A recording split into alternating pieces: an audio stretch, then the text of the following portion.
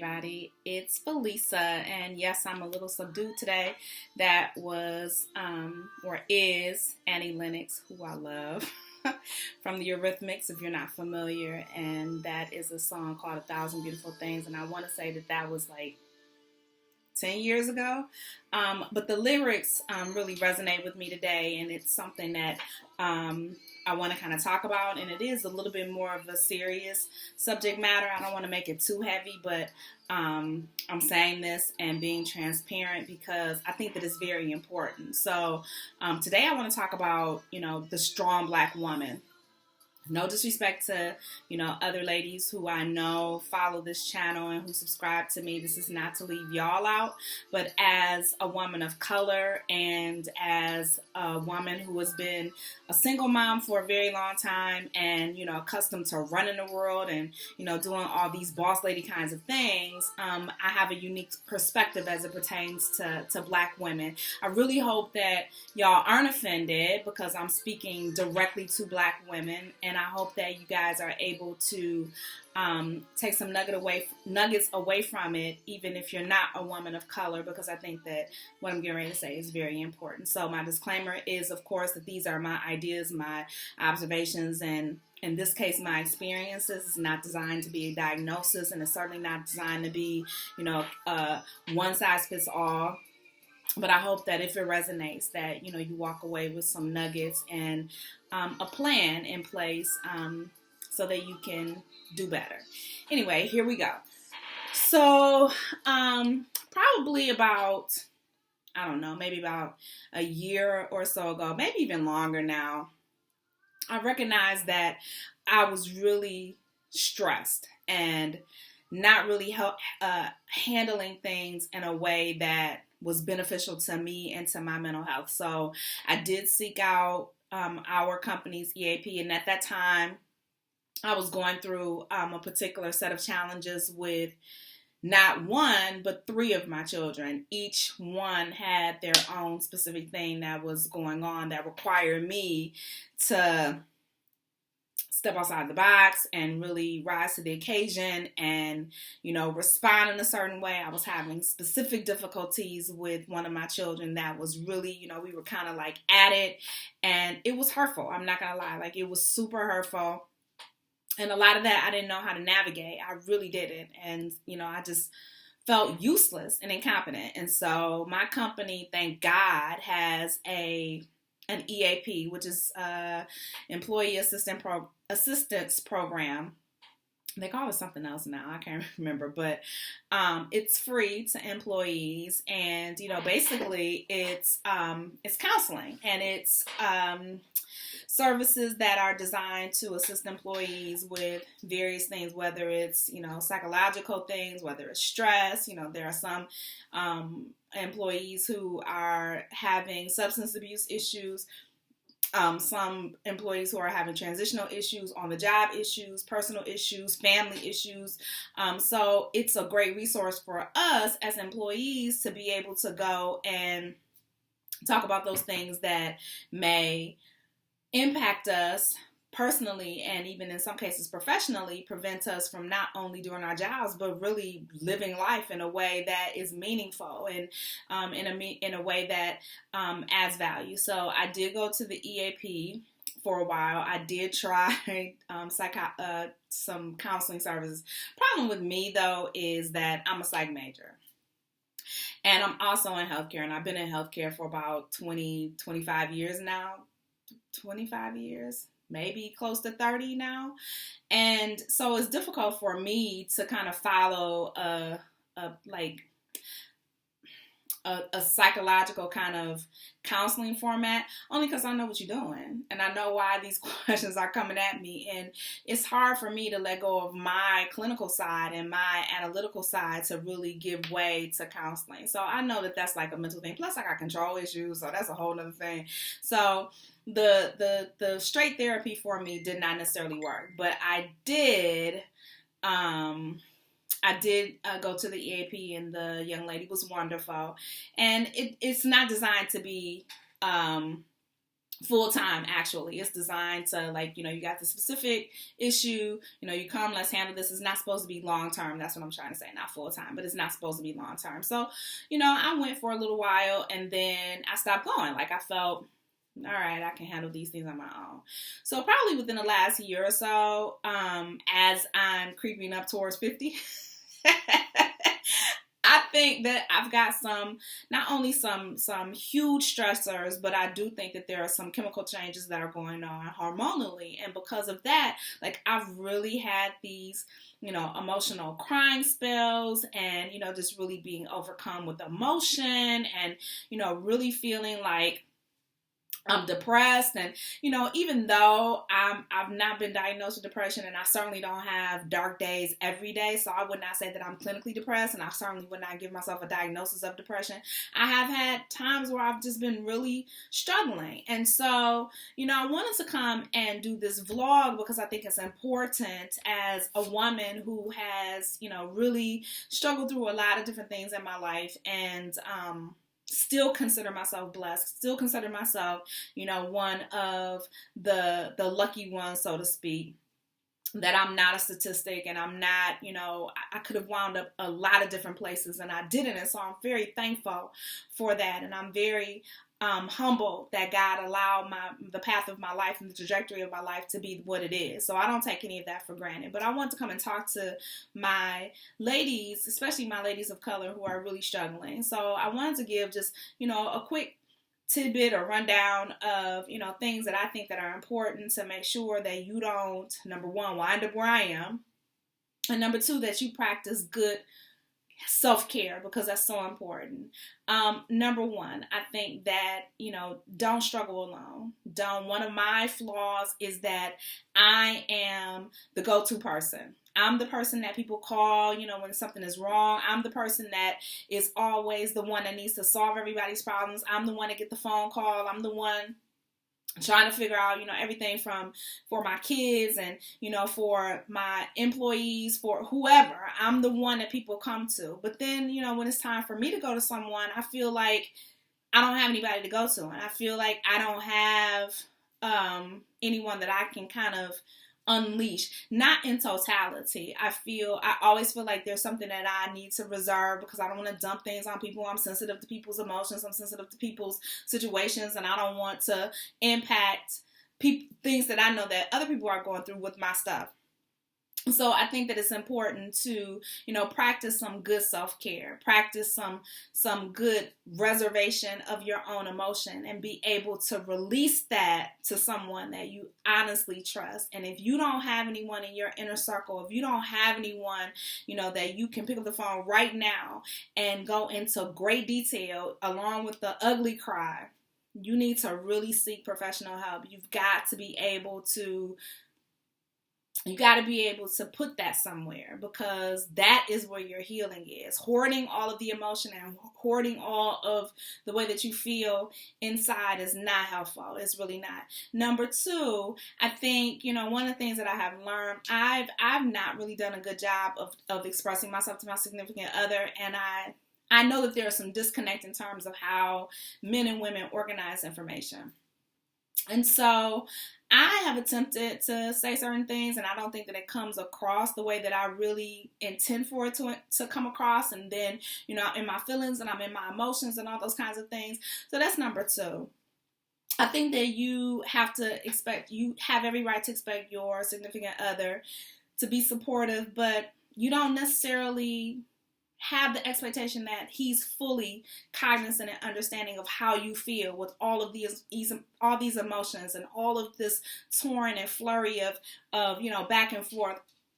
It may be difficult for him to understand that. So I think it's important not to be so upset with him when he can't understand, or he doesn't have a way of really tapping into those emotions because he doesn't feel them as deeply, or he doesn't see it the way that you see it. Allow him to give you the support that he's capable of giving you. And then C1, you may not get everything that you need from that person, and it's unrealistic for you to think that that person is some type of deity or, some type of Christ-like individual individual where he's just going to be able to absorb all of your emotions and all of your pain and all of your torment, and he's going to make it better for you. That's not realistic. Don't do that to him, and don't do that to yourself, because you're going to be gravely disappointed. Number 3, as y'all can see, I wore my Wonder Woman t-shirt because, aside from her being just, oh my God, is she awesome? Wonder Woman and Superwoman or Supergirl, all of these superheroes, as Black women, we have a tendency to think that we have some type of, S on our chest, or we have some type of, the magic bracelets that ward off bullets, and, we're impervious to certain things, and, we can just rush in and do everything and we're fine. No, we're not. We're really not. We're broken and we're hurting and we're damaged, and we're not superheroes. We're not. We do a lot, and we carry a lot on our shoulders, and we carry the weight of everybody around us on our backs, and we forget that we need help. We forget that we need care. We forget that we are deserving of having some assistance, and we don't even open up our mouths half the time to say that we need anything. My standard response, no matter what it is, somebody asks me, "How are you?" "I'm good." "What can I help you?" "No, I got it." We got to stop doing that. And I'm one that is learning how to say, I need help. The problem with us a lot of times with why we don't say that we need help is because we've been so disappointed by people who have said that they were going to help us. People who have said that they're going to do stuff for us. We've been waiting, and we've been so disappointed, and we wind up doing it ourselves. And when we wind up doing it ourselves, we do it out of anger, or we do it out of hurt, because this person promised this to us and we can't rely on them. So at a very early age, most of us, especially if we're single moms, especially if we had issues with our ex-husbands or our children's father, we learn that these promises mean nothing, that we ultimately are going to have to do it ourselves, that mom never gets a day off, mom never gets to call in sick, mom never gets to say that she don't want to do it, because every pair of eyes in that house is looking at her to make it happen, period. Whether it's, pay the bills. Like, my children have never had a situation where they've clicked on a light or, turned on picked up the phone or whatever, and it's off. Never. There may be a couple of times when I forgot to pay the cable bill, but that's not a necessity. You have to stay on top of those things. You have to make those things functional. So they've lived in a world where those things have been provided for them on a regular basis, and they've never had to go to sleep hungry. And behind the scenes, I've literally laid in my bed and cried about how I was going to make this happen, what I was going to do, how I was going to meet this need without a partner. And that's not patting myself on the back. In a lot of cases, I did this cry to myself. Like, I won't belabor the point. I've said it already. When you choose a mate and you choose the father of your children, you need to be concerned about what the end game is going to be. And I wasn't necessarily concerned about that. And so I literally reaped what I sowed. So, I think that me having to figure that out and me having to rise to that occasion, I'm not special, but that doesn't mean that it wasn't difficult. It doesn't mean that it wasn't, exhausting. And it doesn't mean that I was not broken in a lot of ways. And then I think the last thing that I want to say is learn the art of saying no. Sometimes our yeses are killing us, sis. I've said yes to things that I know that I definitely do not want to do, because I don't want to hurt people's feelings, and I don't want to disappoint people. And because Felisa has always been the one to say, okay, we can do this, let's hold hands, let's sing Kumbaya. And the reality is that I'm just exhausted. I really am. I'm exhausted. Every day I wake up and I'm like, okay, what do I have to do? And I don't have an unpleasant life. That's what I'm trying to tell you guys. It's not an unpleasant life. It's not as though, I'm really twisting in the wind and I don't know which way is up. No, that's really not the case. And I'm not going to sit here and lie and say that it is. And those of you that are going through things that are far worse than what I've gone through, God bless you. I'm praying for you guys. And I know that it's going to turn around. It really is, because there was a time when I was there, but I'm not there any longer. But the emotional stress that I have been carrying since I became a mother 30 years ago at 19, since I became a single mother 20 years ago at 30 or, 29, excuse me, when we separated, just the grind and the exhaustion and the involvement. And even though, all of my children are now adults for the most part, and I've gotten them out the way, and, there's still other stressors and, other things that I'm having to contend with. And now I'm looking forward to menopause.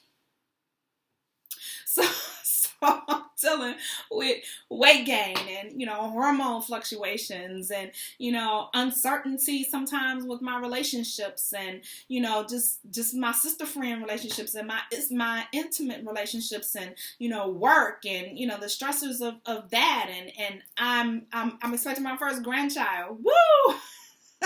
So, the stressor with that and dealing with all of the things that come with that. And then, having, like I said, 3 children who have had some hiccups in their lives. And as mothers, if y'all mothers out there, y'all know that all you want to do is put bubble wrap around them and protect them from themselves. And you really can't. You can't. And so, that has been a difficult time. And then I'm going to be very transparent. Like, I recently went through baby fever crazy. Now, this is the absolute insane thing. I just told y'all that I'm expecting my first grandchild. So I'm planning to shower.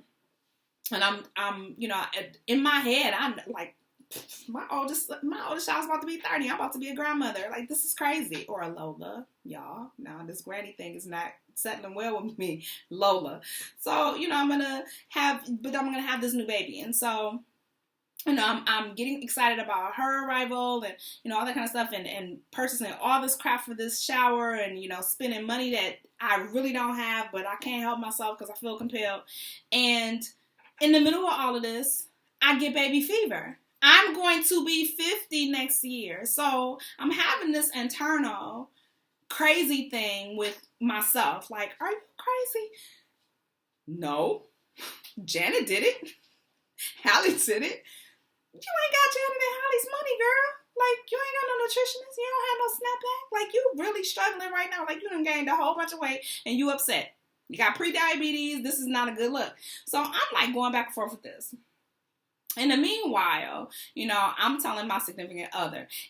And the crazy thing is I'm telling him this while telling him that I'm not about to be a baby mama. So I don't even know what I'm saying to him at this point because I know he thinks I'm crazy. So I'm like, at the root of all of this really was my facing the fact that I'm probably getting ready to go through menopause and that my fertility is at the end of its peak because, as y'all know, women are born with all the eggs. I hope y'all know we are born with all the eggs that we're ever going to have. We don't develop them. They pretty much turn into powdered egg formula after a while. It's not safe for us genetically to be having children.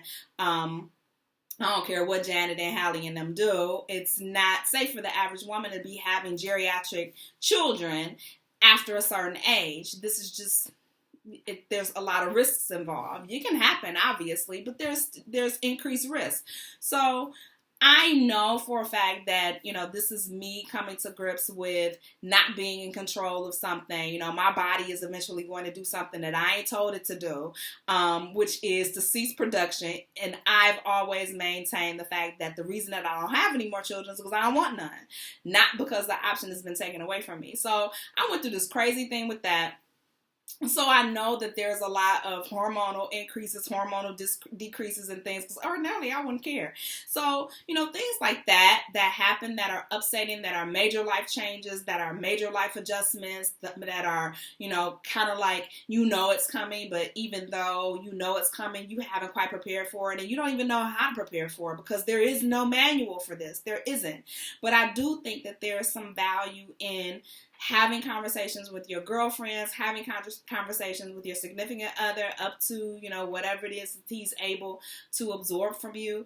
And then also being willing to do the heavy lifting and to do the work with a professional, if at all possible, and if it's all necessary. What I do know is no matter what avenue you pursue, you can't hoard it. You just can't, because sitting in your car on your way somewhere crying is not, it's not helpful. It's really not. So I wanted to come and I wanted to say that, I think that it's time to dead the strong black woman. We need to be about the business of saying, yeah, we're capable of running the world, but we don't want to unless we want to. And when we don't want to and we decide that we want to step off this treadmill, we need help. We need assistance. And we're not weak for saying that. We're not, somehow lesser than, because we honestly are acknowledging that we no longer can carry this weight. It's not fair, it's not appropriate, and it's killing us in more ways than one. More ways than one. That all of this stress and all of this anxiety and all of this angst will send you to an early grave. And so I'm not willing to do that. So I wanted to come out and be very transparent about that. I know I usually am very happy-go-lucky, and I am for the most part. It's just that for the last few months, I have been struggling off and on, and I wanted to be able to say that and be transparent because I hope that it can help someone out there just be real about the situation that you might find yourself in and be real about what you might be going through mentally and stop struggling by yourself. I hope that this video helps someone. I really, really do. If you want to leave some comments below, please feel free. I love to hear your feedback, and I will catch y'all later on. Bye.